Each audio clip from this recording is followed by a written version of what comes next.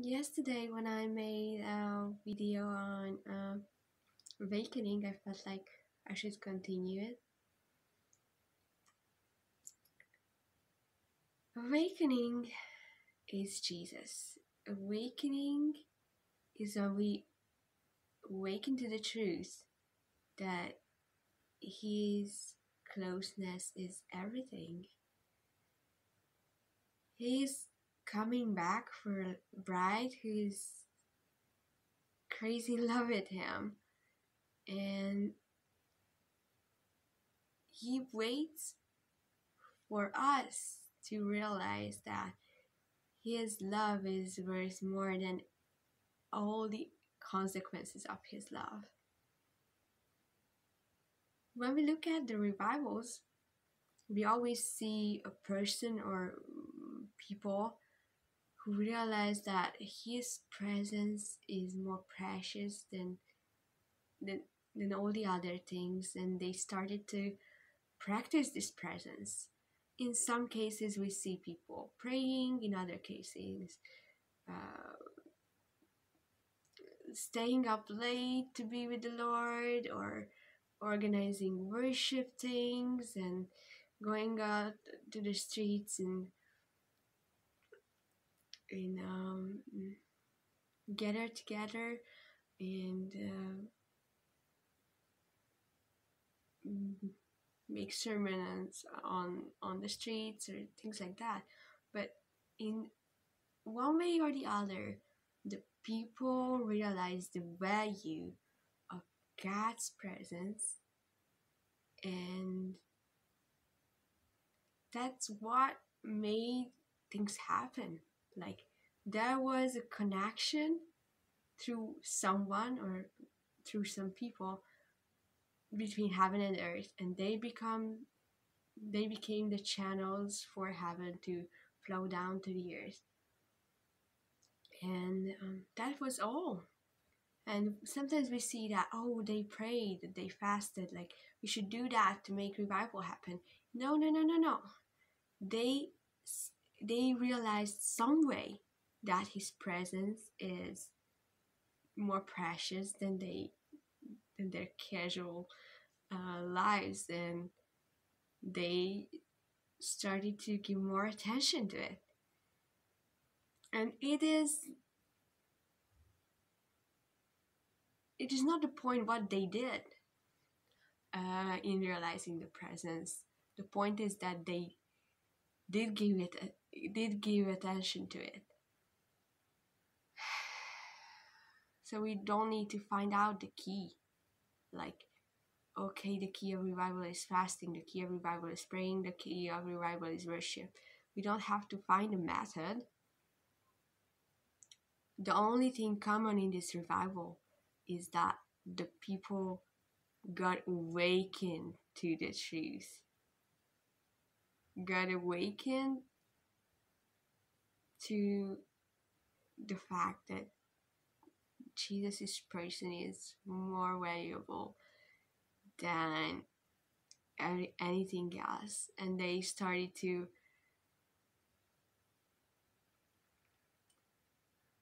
leave everything behind.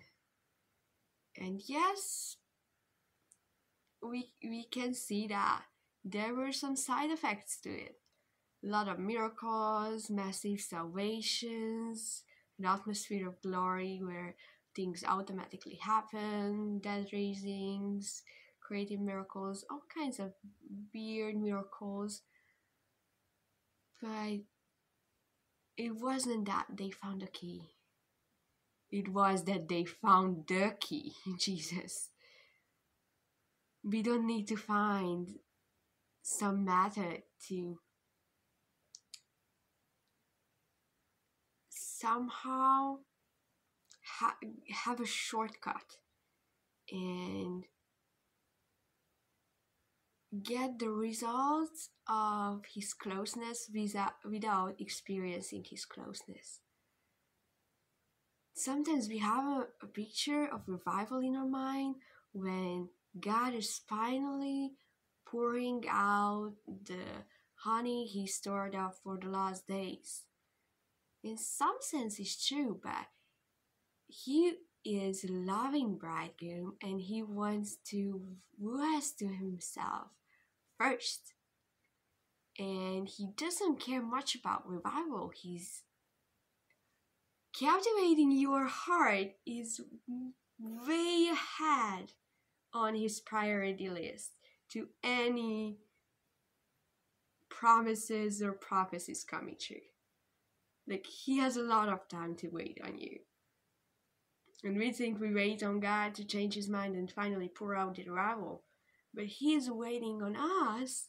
When will you realize that I am more precious? I am more lovely than all the things you can come up with and all the side effects of the relationship in me. And we see the revivals and then we see, oh, we want that to happen. But why did these things happen? What are the causes that made these effects? We look at the effects, like these and these miracles happen. Like there were people who valued the presence way above everything else. Jesus is a loving bridegroom. He loves courting. And he's very gentle. And he is very patient with us. And he doesn't want to force himself on us. He's a very kind and gentle bridegroom. And he waits for us to realize that he's ready to be loved. He won't come and rape his bride. He's not like that. He won't forcibly give us revival and just pour out some anointing that causes us to be close to him even if we don't want to. And he's not like that. It's so contrary to his nature to force on us a closeness with him we don't actually want. Sometimes we want the side effects, the results of a relationship that is too much for us. I've seen so many waves of revival starting. For example, in Hungary, in every 2 or 3 years, we want to make revival happen because that's what you do if you're charismatic. And all of them had very good fruits, like people start to pray more or worship more or like try prophecy or start to pray for healing. So it had like good fruits as well. But when we reached the point that, okay, maybe I should give up my whole life, my whole schedule, maybe this love will just put me out of my mind and I will lose control. I don't want to lose control. I don't want to be that much in love. I want to be like kind of sober. Just let's make revival happen. Don't take this closeness thing too seriously.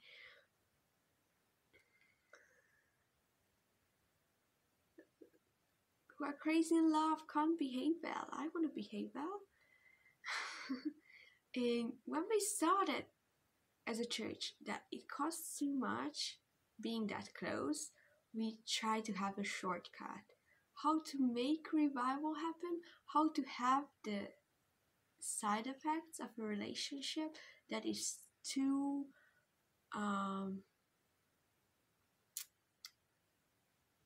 that costs too much. We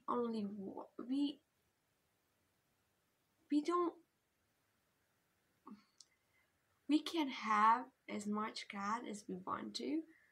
Some famous preachers said that, and I said, oh, it's heavy.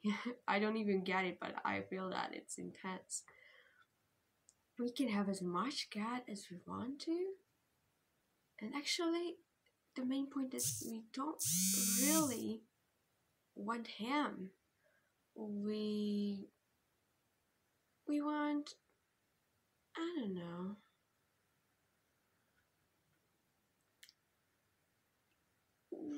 We think that when he pours this revival anointing or whatever down, then we will be finally that close to him and all the miracles would happen. And we don't think about that. We wouldn't enjoy it if he all of a sudden forced us to be that close to him. Like, how would we handle that? Like,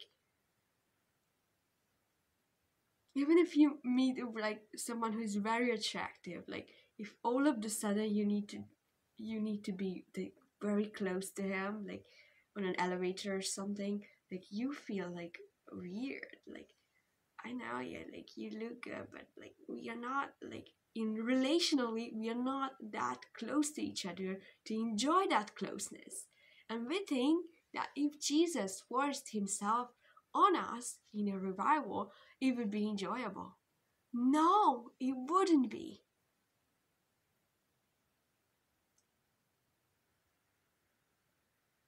Relationship takes time and takes surrender, and that's what we cannot shortcut. And for him, it's if God had a priority list, making you realize that his closeness, his everything, is way, way, way, way, way ahead of letting revival happen.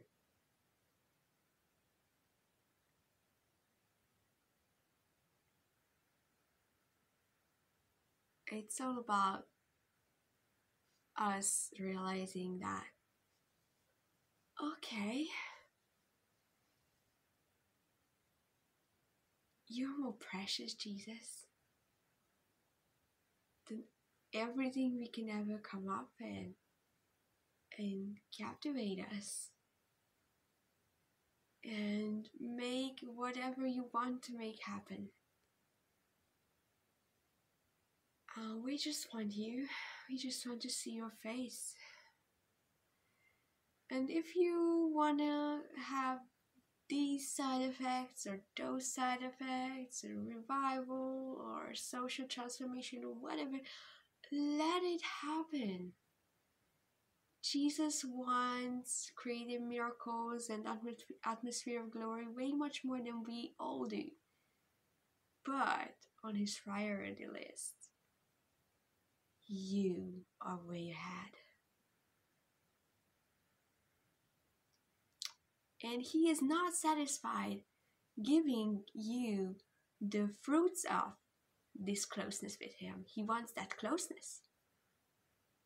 And he doesn't let the church shortcut falling in love with him.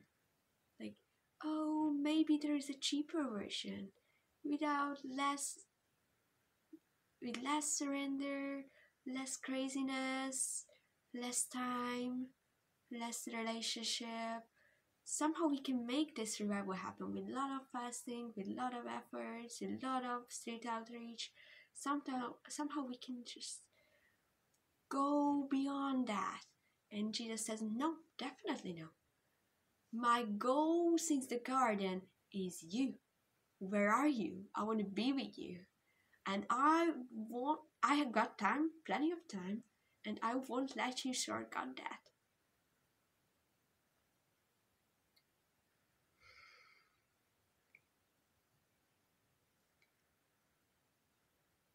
It's so funny the way God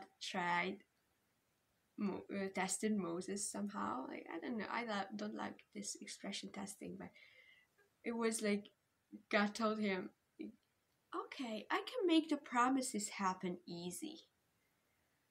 I give this angel, he's gonna kick off everything who stands in your way. You will get the promised land easy. And Moses said that, no, no, no, no, no. the real deal is not the promise. The real deal is your face. So I don't want the promises come true without your face. So if your closeness is not tangible and experienceable, I don't know if that's the word, throughout the whole journey, we don't go anywhere. We can die here. It's fine to die here. But we won't go without your presence. They valued the cloud. They valued his closeness so much above. Not they were much like maybe Joshua and Moses or Caleb. He valued the presence way more than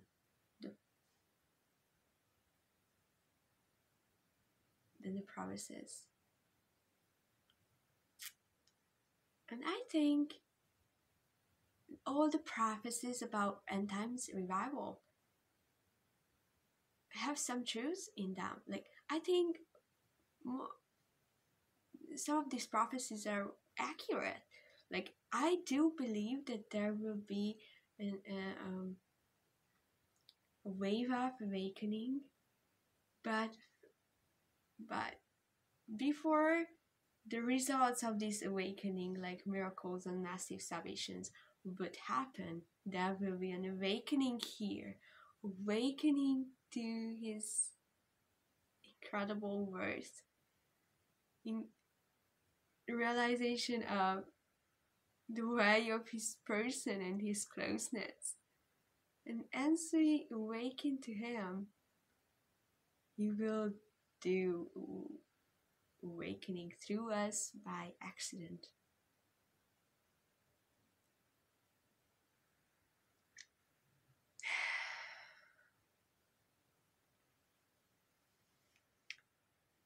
He is longing for revival, but before revival, he's way much more longing for you. And he's waiting for people who say that, oh, your face. If the cloud doesn't move, I won't move. I don't care if it delays the promises like by 100 years. I don't care. I want you. In every revival, we can see at least one person who said that I'm not going without your face. You being near is more valuable to me than whatever. So I can die here. You can say that no prophecies come true in my life. Fine. I won't go without the presence. And when there will be people like that, or at least one person who means it seriously, we will see how this personal awakening will infect the whole community and bring transformation. I do believe that those crazy things we have in mind about revival will all happen, and way much more than them. But they will be only side effects of the church falling in love with the bridegroom. He's coming back for a bride. So I don't think, if it's his greatest desire to have a bride, I don't think that he will be fine with revivalists.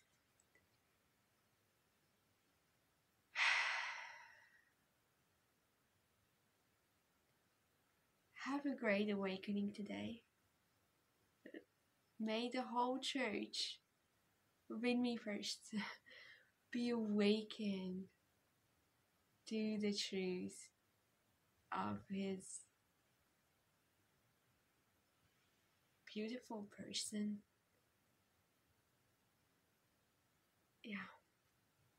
Have a great revival today.